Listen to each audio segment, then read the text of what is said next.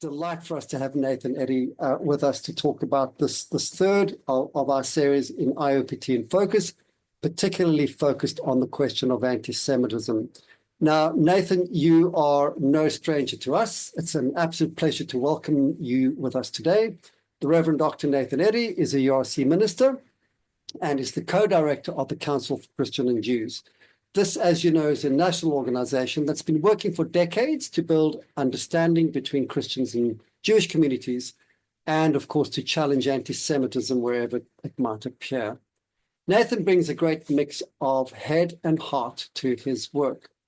He is a Bible scholar, he's a Hebrew teacher, he's a minister, he's a chaplain. He spent years working alongside people in the everyday lives of faith, in universities, local churches, synagogues, mosques around the country through the CCJ national program. His wife, Claire, is an Anglican vicar, and they live in London with their two teenage daughters. Now, Nathan is originally from Vermont, and he describes himself as a Vermonter in London, as a dad and as a Hebrew nut, quote unquote, and intriguingly, as a chicken rustler. Now, you might have to ask him what he means by that, though by all accounts, it's a really foul hobby. Sorry, Nathan, I just have to put that one in. I know it's terrible. Recently, Nathan stood alongside many others at a vigil against anti-Semitism in London. And this as a sign of his deep commitment, not only to dialogue, but also to activism and to solidarity. So we are very glad to have you with us today to share from your experience and insights. So we join together in welcoming the Reverend Dr. Nathan Eddy. Nathan, it's over to you. Thanks so much, Kevin, and thanks for the invitation. It's great to be here. Yeah, I think your puns actually made me wish for the AI that produced that bio, Kevin. No, thank you. Thank you all for putting where you're from in the chat. Great to see, apart from the folks I already know, great to see Samantha from Leeds Uni Chaplaincy. I remember we met, if I'm not mistaken, when I was visiting over a year ago.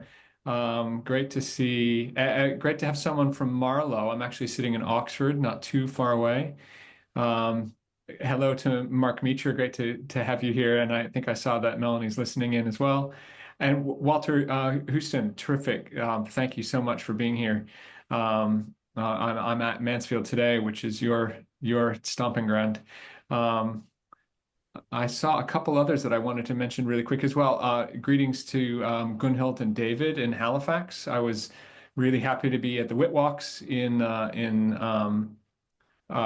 were in Dobcross, just on the edge of West Yorkshire over the weekend. So welcome. Great. So lovely to see so many people. I'm going to start, and hi to Barbara in Stockport as well. I'm going to start and I'm going to share my screen. But before I do that, sometimes I can't see the chat. So if you have any questions, you're welcome to wave or unmute and interrupt. I don't mind.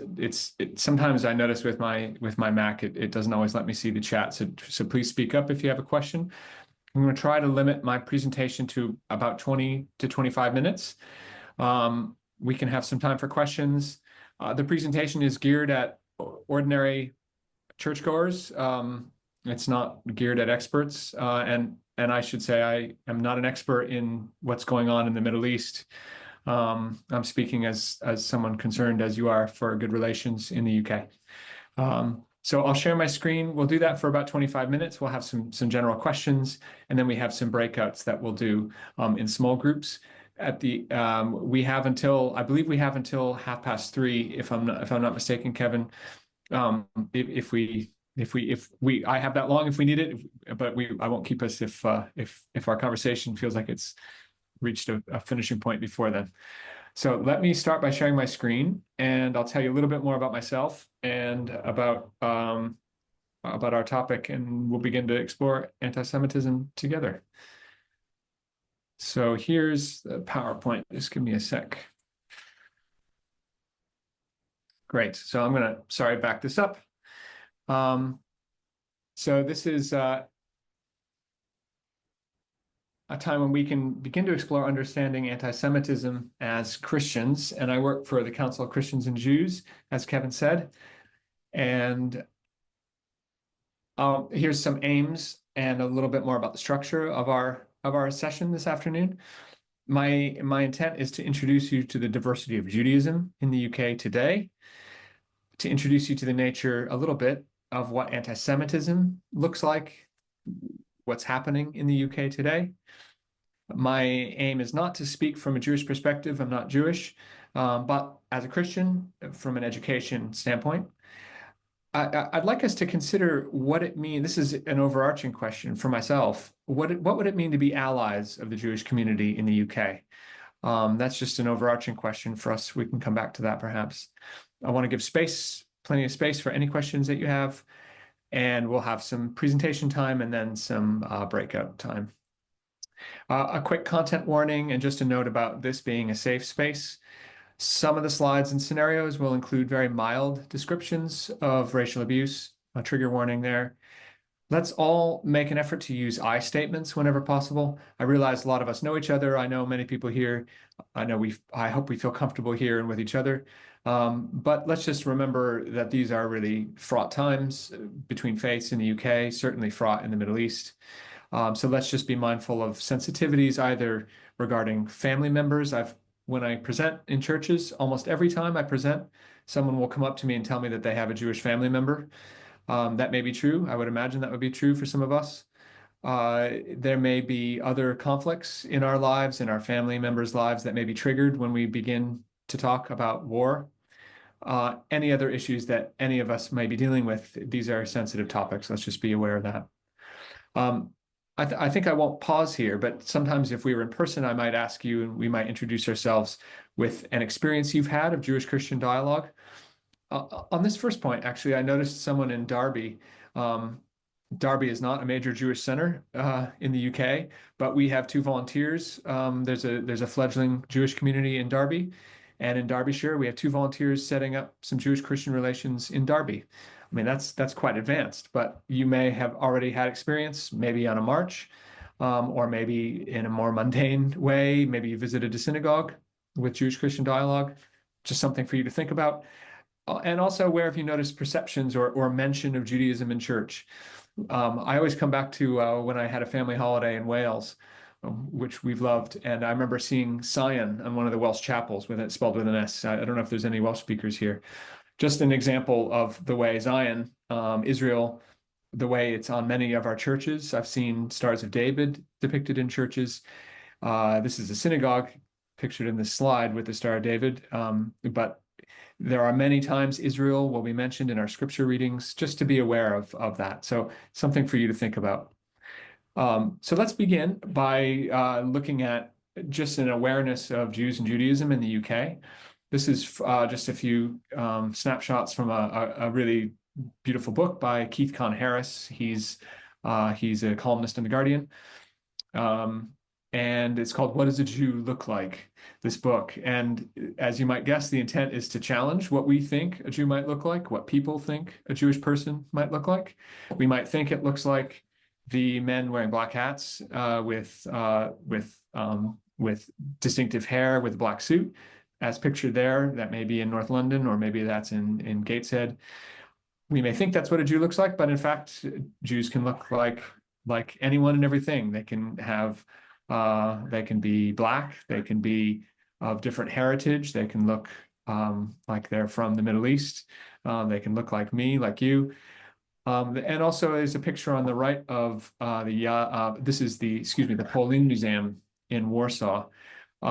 Another thing that we try to work against in CCJ is to help remind us that when we talk about Jewish people, we're not talking about people in the past, although there is a rich heritage to Judaism in Europe. As in Warsaw in the Poland Museum, it's a great place to explore it. But what does it mean to be a Jewish person living in the UK today? There's a fascinating book that came out a couple of years ago called something like People Only Care About Dead Jews, which is quite on the nose, to be honest, but does summarize the way that we can often think of the Holocaust or Israel or X period in Jewish history, and not Jews around us today. So here's just some pictures quickly, just to show some of the Jewish friends and colleagues that I have in CCJ. I'll just move through some of them. These are some of our campus leaders. Here are some clergy and rabbis at a Seder explainer that we did. There's Margaret, Reverend Margaret from Thames North Synod in the center. And some colleagues on the right is Abigail Simmons Roston. That's actually her mom on the left, Lindsay. That's Rabbi Nathan, is his name actually, Gottleman on the left, a Reform rabbi in London. And our CCJ team. And quickly, I'll just go through while we're on the theme of Judaism in the UK right now. I'm going to start my timer so I don't run over as I'm wont to do. So I realized reviewing my slideshow, I need to update this because we don't have an Archbishop of Canterbury anymore, but these are the presidents of the Council of Christians and Jews. I'll just show these slides so you see some Jewish and some Christian leaders in the UK today. Some of these Christians you may know. Let's skip on to the Jewish leaders. On the top left, sorry, if that's in the way, top left, I need to update this because, of course, we have Revd Dr Tessa Henry Robinson, who's moderator of the Free Churches group, who is the CCJ president as of April. Sadly, Helen Cameron has moved on from being moderator, although Tessa is terrific. We have below Helen Cameron, we have Rabbi Joseph Dweck. He's the Sephardi chief rabbi. Below him is someone you may have heard on Radio 4. That's Rabbi Jonathan Wittenberg, senior rabbi of Masorti Judaism. Top right is the chief rabbi of the United Hebrew Congregations in the Commonwealth, the most senior Orthodox Jewish leader, Rabbi Ephraim Mervis. Rabbi Charlie Baginski is CEO of Liberal Judaism, and Rabbi Josh Levy, below her, CEO of Reform Judaism, who have come together to form a new progressive Jewish body this year. So just some Jewish leaders there. So let's move on to a little bit of some key terms and some history to the experience of Jews in the UK and in Europe. So some key terms that we'll mention now are anti-Judaism, anti-Semitism, and supersessionism. I wouldn't expect everyone has heard all of these terms before or know what they mean. And these are also pretty contested terms, some of these. So we're here to explore rather than for me to tell you what they mean, but we will explore these terms. We'll start with anti-Semitism. This is just a definition from the IRA definition of anti-Semitism. It's something CCJ supports is IRA, but this I don't want us to feel boxed in by this definition in particular. This is more to raise your awareness about anti-Semitism in general, but it's good to have a definition to work around. Anti-Semitism is a certain perception of Jews which may be expressed as hatred towards Jews. Rhetorical and physical manifestations of anti-Semitism are directed toward Jewish or non-Jewish individuals and or their property, toward Jewish community, institutions, and religious facilities. We'll have a chance to unpack a lot of the words in this definition. So I'll leave it there for now, but that's a working definition that we can use to frame our conversations. And let's look at some, before we come on to anti-Judaism and supersessionism. Let's just spend a moment on anti-Semitism. This is a chart from the Community Security Trust. They receive a lot of government funding. They're the main reporting body that monitors anti-Semitism in the UK. It's beyond this topic, but there are parallel Muslim organizations, but that's, as you may have seen from headlines, there's unfortunately not the same degree of reporting of Islamophobia as there is of anti-Semitism. That's a separate issue. So here you can see a spike in 2023. Each of those bars, I believe, represents a month. You don't need to worry too much about that, but you can see that big spike in 2023. What do you think those spikes, what else do you think was happening in the world around that time? Why do we see those spikes, do you think, in those years? If someone wants to unmute, just because I'm not sure I can see the chat. Does anyone want to offer a guess as to what was going on, and was that 2008, 2014, 2021? Yes, well, obviously there were periods when there was conflict in the Middle East between Israel and often Palestinians. Yeah. Nearly always Arab groups. Yeah. Thank you, It's, Walter. I think, Yeah. fairly unusual that now they're attacking Iran, which is not Arab.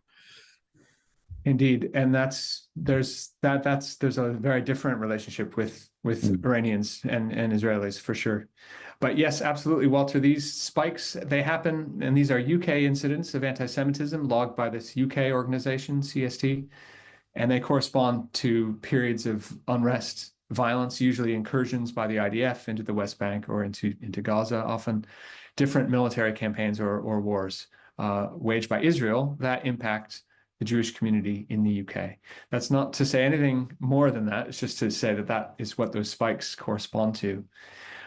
So in 2023, and I'm sorry, I don't have more up-to-date figures. There's, of course, a lag with our reporting on these. But from 2023, the calendar year, so we're thinking back more than 18 months ago, there were 4,103 anti-Semitic incidents, and that was 147% higher than the year before. So I'll just reverse one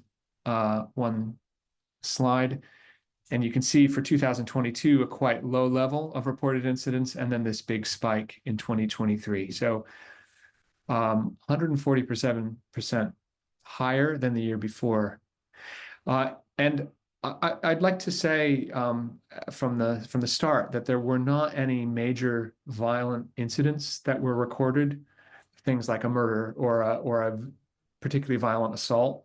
There was not a synagogue, that there was not an attack on a synagogue. We've seen that in Europe and in the US in the last 10 years. And I just to say this is not the scale or the nature of the incidents we're looking at, but let's not rush off this slide too quickly. So there were 36 cases of spitting on someone because they were Jewish, 15 times that someone who looked Jewish had a religious item stripped from them, maybe a Star of David or maybe a head covering.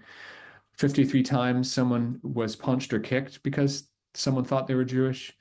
Things thrown at someone else 58 times in 2023. Destruction of mezuzah, the prayer, the scroll that's put on a door entryway of a Jewish home or property, 13 times those were destroyed. So that really chills me and sickens me and makes me feel just horrible that someone should have to deal with that. Any person of whatever faith or ethnicity should never face that in this country. And I think even if that were all we were talking about, I think that's something we need to stand against as Christians. So I think we pause there just to look at what anti-Semitism actually looks like in this variety as recorded by CST. Another quick dimension here is to look at the incidents in 2023. Anyone want to hazard a guess or point out the significance possibly of why we see a decline in incidents in November and December, a spike in October of 2023? If no one has a guess, that's fine. Or something to note about why that is curious.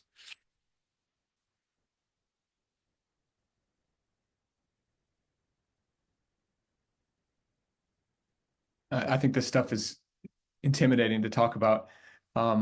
It's interesting that the IDF incursion into Gaza, if we could cast our minds back to 2023, didn't come until the end of October. I think it was at the 27th or the 28th. That was when the war proper, or the IDF response, started.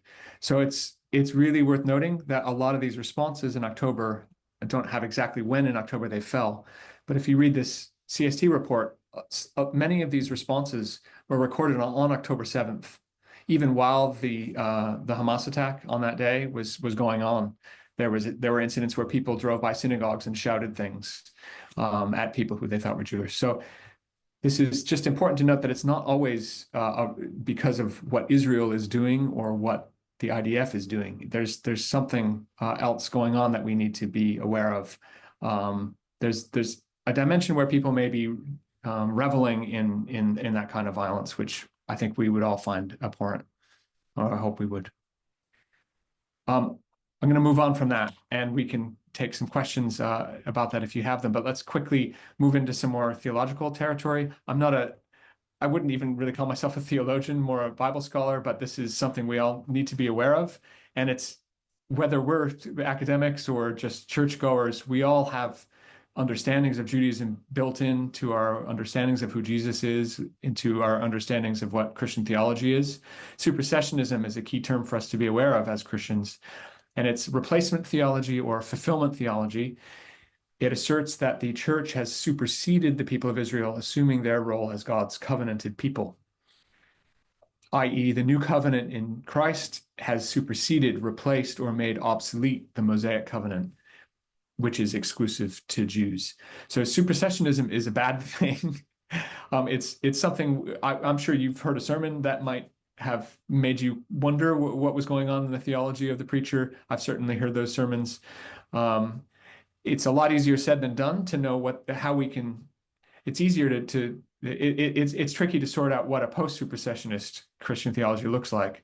But I think we need to be aware of what supersessionism is and avoid really lazy preaching about the Pharisees or about the law or about Jewish people at the time of Jesus or the temple or other aspects. So supersessionism, a key term, which we can discuss. I'm just going to quickly gloss over some of this difficult history, which I've flagged under the headline Antisemitism and Anti-Judaism. Anti-Judaism is something that I'll use to refer to anti-Jewish tropes within Christian theology. Anti-Semitism is something that takes on a bit of a life of its own, as we'll see. So at this point, though, in history, as this difficult history of relations between Jews and Christians begin, we have language around in John's gospel around the Jews, which may have caught your attention. Matthew 27:25, his blood be upon us. The Jewish crowd cries out at the crucifixion. That's had a really negative effect down through the ages in history. Paul's letters, where preachers today may be inclined to contrast the gospel and the law. Other tropes like Christ killers, legalism, duplicitous Judas and his thirst for money, and selective identifications of Jews in the gospel story. If you look at the image on the left, I'm sorry, I don't know where the image is from, but you can see Jesus looks a bit different from some of the people we presume are Jewish around him, even though Jesus, of course, was a Jew himself. In the patristic period, here's a sample of the anti-Jewish thought that was especially there before Augustine. Melito of Sardis, in this early period, it is he, Christ, that has been murdered. And where has he been murdered? In the middle of Jerusalem. By whom? By Israel. Why? Because he cleansed their lepers and brought light to their blind and raised their dead. So a clear blaming of Jews and Jewish people for the death of Christ. Whereas now, I think we're quite often careful in the URC to point out it was the Roman Empire, the Roman leadership that was responsible for the crucifixion. Here, the fault lies with Israel and with the Jewish people. So very quickly, a quick thumbnail sketch to the experience of Jews in the UK, which, and I'll frame this with a reference to this book from a couple of years ago by the comic David Baddiel. I recommend this book. It's an easy read. The subject matter is not always easy, but it's a breezy read, and it's well written. Jews don't count. David Baddiel's argument is that in the list of the liberal imagination, where we might think of people of color, people differently abled, or from different backgrounds, from the subcontinent or Muslim or other kinds of people, there's sometimes a block in David Baddiel's view around Jews in that list of others, and he wants to counteract that. But that experience is just a modern version. The experience of Jews in the UK goes back much further. And 1144, this was the first blood libel charge. It happened for the first time in the UK. Blood libel charge is a blood libel is a blood charge in which Jewish people are charged with kidnapping Christian children using their blood in a Passover matzah preparation, and that was an issue that in the Middle Ages that caused violence and destruction and death, and still surfaces in different ways in the media today, which we can come back to. The massacre of the York Jewish community in 1190. I've not yet been to Clifford's Tower in York, but there is a plaque there. I hope to visit one day next time I'm in York. But a major massacre that happened in 1190, in the end, of the Jewish community there. 1222 here in Oxford, an Oxford Synod of the Church required that Jews wear identifiable clothing. A yellow armband was mandated for the first time. And then 1290, later that century, the first time Jews were expelled en masse from a European nation was here in England. Of course, returned under leadership inspired in part by Baptists and Congregationalists in the 1650s. The Aliens Act of 1905 as well. That was the first act in Parliament that limited immigration. Of course, this is very much a hot topic these days as well. In 1905, the issue was Jews from Eastern Europe and fears in the British population and amongst politicians around mass immigration of Jews from Eastern Europe. So it had still shaped our laws, the question of Jewish immigrants in 1905. I'm going to push on quickly about David Baddiel. I can't resist quickly touching on this mural from JW3. This is a cultural center in Finchley Road in London. There's actually a URC church just up the road, St. Andrew's Frognal, across the street where I've preached. And this is a lovely mural that was hung on the cultural center during COVID. On the right, you see famous Jewish people who've lived in London or have a UK connection. And I just mention it because here's David Baddiel, the author of Jews Don't Count, pictured in the mural, but he's counting Jewish people with his chalk. So you gotta, I had to put this in because you gotta laugh at the humor in this. So Jews do count. David Baddiel is counting Jews in this mural. So forgive me, I just wanted to share some light material. I'm gonna rush through. Sorry, I see some questions in the chat, so I will. I'll just see if I can. Oh yes, I can. Okay, let me pause for a quick question. Great, David. That's terrific that you're connected to St. Andrews. That's lovely. And Vicky, absolutely, I can put you in touch with the folks working in Derby. I'd be glad to. Thanks very much. So quickly, we can fast forward to the Reformation period and Luther, a theologian whose work I and many others are still really shaped by and grateful for, was also someone who at the end of his life was virulently anti-Semitic. His tract on the Jews and their lies in 1543 called for the burning of synagogues and homes, destruction of sacred texts, and expulsion, and was picked up by Nazis and others later. So a mixed legacy, unfortunately, from the Reformation as well as from the other churches in the Middle Ages. And then moving on to anti-Semitism becoming more socio-political discrimination, the rise of scientific anti-Semitism, where Jews are defined not as an ethnic group, but as a race, in keeping with other racialist thinking in the 19th century. And this is really, the term anti-Semitism is invented in this period. This is really where anti-Semitism, as we understand it today, takes root. However, it does draw on Christian sources earlier on, and it's important that we're aware as Christians of that terrible relationship. In Nazi ideology, there is a full-blown racial component to anti-Semitism, and there is state-sponsored legal political persecution leading to mass genocide. And then to end, we have post-Holocaust theology. We have Nostra Aetate. We have the 60th anniversary of Nostra Aetate, which came out of Vatican II in the Catholic Church. We have the 60th anniversary on October 28th this year, which for the first time stipulated that the Jewish people en masse were not responsible for the death of Christ, and also encouraged other ways of moving beyond some of the oppositional relationship or zero-sum game relationship between Jews and Christians from the Christian side.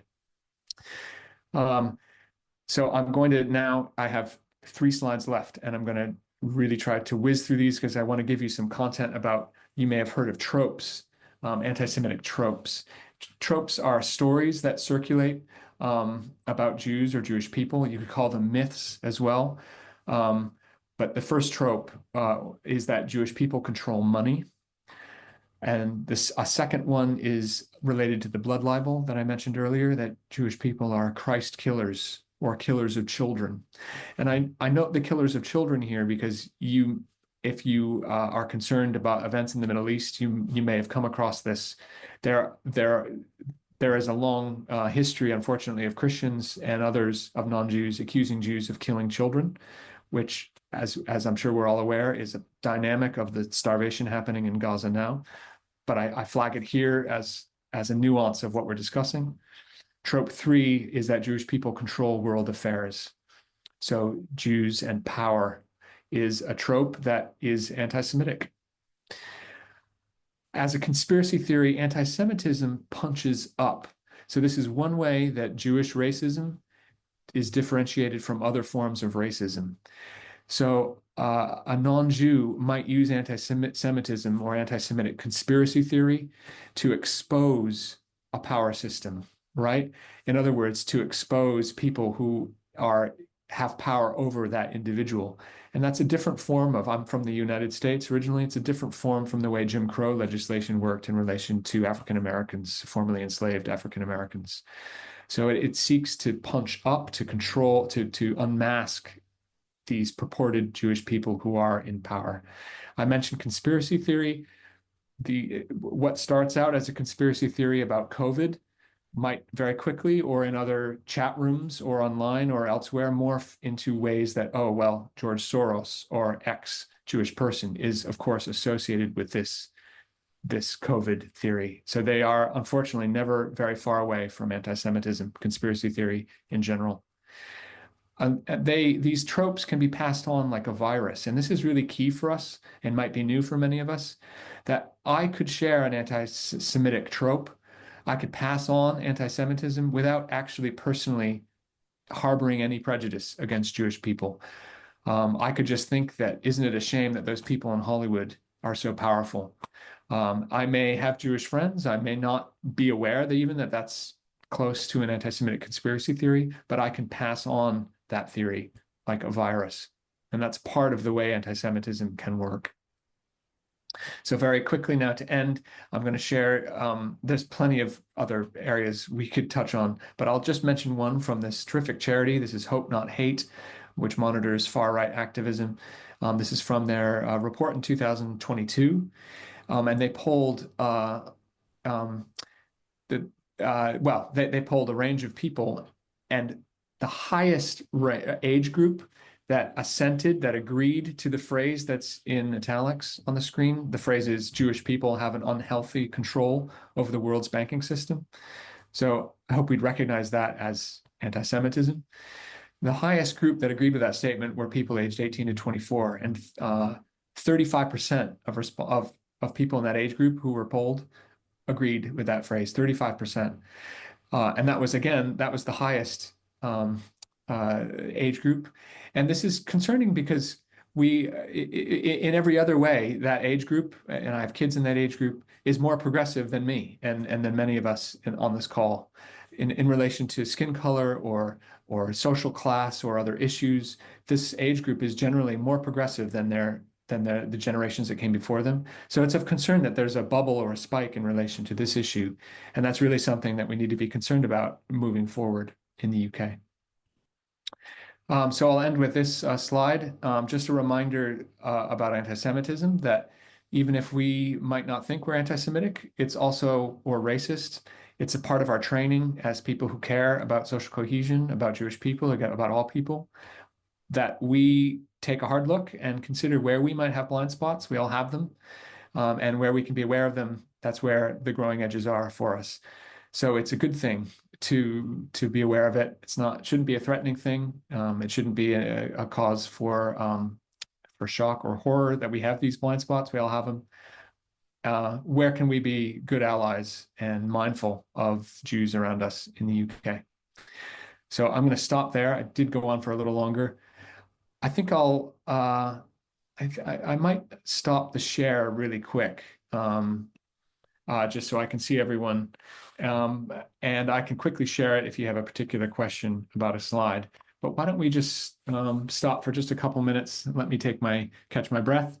And if there's any questions, I'm happy to take a question. Thanks for your attention. Thank you, Nathan. That was really excellent. A huge amount of information there that we're going to need to take some time to digest. And I'm just wondering if, as a response, if we might actually just go to the scenarios that you've so helpfully given us, so that people can actually have a practical idea of how anti-Semitism kind of manifests itself in unconscious ways. I just love the scenarios you gave us. And if we can do that now, that might be a really useful time, kind of a framework for people to go in and have those discussions. Whether or not they stick to the question or not is neither here nor there. But the idea is for them to go away and actually, and maybe include some of the information that you very helpful giving us today. So what I'm going to do is I'm going to show you the PowerPoint. Nathan, if you would read through them for us, that would be fantastic. In the meantime, Lawrence will probably make sure that the breakout rooms are going to be set up. There should be 5 of them. And the idea is that 1 through 5 will be looking at scenario 1 through 5. So if you're in group 2, you'll be looking at scenario 2 is how we're going to work. But let me just show you the PowerPoint while we're at it, and then you could read through for us if you don't mind. So here we go. Sure. So these scenarios, just to set them up, Kevin, these scenarios are all about our life in the UK. And just to frame again that's the angle we're taking on anti-Semitism, what it means to live in this diverse country we're living in with Jewish communities around us or not too far away. So scenario 1, and thanks, Richard, and thanks for coming. Scenario 1, it's a Friday morning, and you've just heard that a synagogue in your local area was graffitied last night with the words Free Palestine alongside a swastika. This week, tensions have increased in Israel and the occupied Palestinian territory, and there has been an outburst of violence in the region. You know the rabbi of the community, you met him recently, or it could be a woman, at a local interfaith event. What's problematic about this act of vandalism, and how might you respond? This is an actual picture. I can't remember where this was from, but this is an example of graffiti on a synagogue. Why might this be problematic? How could you respond? Right, so that's scenario 1 for group 1. Yeah. And scenario 2, again, we're covering anti-Semitism as well as anti-Judaism, other aspects with a Christian audience as we are in mind. Every year during Holy Week, your church dramatizes a reading of the Passion narrative.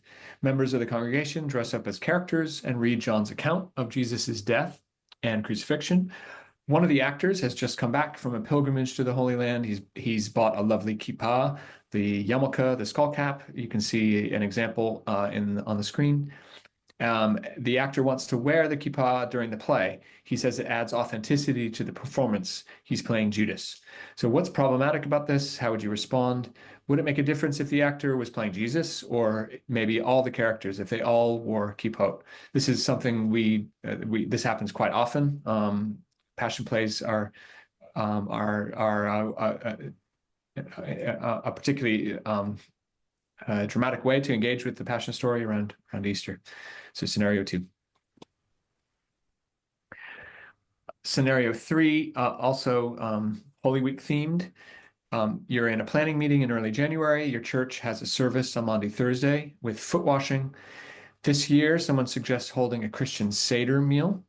I grew up going to these meals, and many churches cherish these meals around the UK. They tell you that the Seder meal is the Passover meal, which Jesus would have observed at the Last Supper. Holding a Christian Passover, bracket Seder meal, would help the congregation understand the Last Supper better, they suggest. They even have Jewish ritual items which could be used, like a menorah, the branched candle stand. That's a familiar part of Jewish iconography. You're part of the local interfaith group, and you're unsure about how the local rabbi, your friend, would feel about this. How might you respond? That's scenario 3. And scenario 4, you're attending a local interfaith meeting in your community. One of the Jewish representatives on the group arrives slightly late, visibly concerned. She shares with the group that her son was just verbally abused on public transport. The perpetrators, adults who were strangers, used a racial slur for Jewish people. The student attends a local Jewish school and was identified as Jewish by his uniform. So what practical responses could you take to this incident? How might the group respond in that moment? And then scenario 5, this is adapted from the Methodist DEI toolkit. I know they're revising the toolkit, so this was in the last edition of the toolkit. So a Methodist circuit has been discussing the situation between Israel and Palestine. In the past, this circuit has discussed boycotting Israeli products, and since October 7th, there have also been discussions both about the Hamas attacks as well as Israel's response and the war. The circuit meeting has been sensitive to the fact that it's a really complex issue that for some people has been confused with the right of Israel to exist. Sally, who's a member of the circuit meeting, has raised the issue of Jewish people in the UK being targeted by anti-Semitic attacks, graffiti, and the threat of personal attacks, including one incident recently in which a synagogue in the circuit had graffiti drawn on it. Dawn, another member of the circuit meeting, says in response to Sally, if Israel didn't exist, there wouldn't be a problem. After all, they're only there because the British occupied Palestine and let them settle there. Sally says she's unhappy about the Jewish community being spoken about in those terms. It devolves from there. Dawn accuses Sally of being anti-Palestinian. Sally believes Dawn's statements are anti-Semitic, but says nothing more. So you might touch on what is problematic and some of the things said or not, what you might do in that meeting if that situation arose, or if you heard similar comments around you. So scenario 5. Okay, I mean there was a lot there, Nathan, and I'm sure people. I love that because it really gave a kind of a broad spread of actual things that happen or are very likely to happen in this particular context. So I'm not expecting everybody to remember all of those, but so in a minute, Lawrence is going to be putting us into smaller groups. Excellent. And I'm going to stop the recording right now because we don't need to be recording the breakout rooms. But Nathan, just to say, we deeply appreciate and are deeply grateful for the presentation you've given us, and we want to wish you well and keep on praying for you in the work. And of course, in your new gig, we're delighted to hear that you're going off to Oxford. So we wish you well for that as well. And by the way, congratulations for your wedding anniversary today. That's very kind. Thank you, Kevin.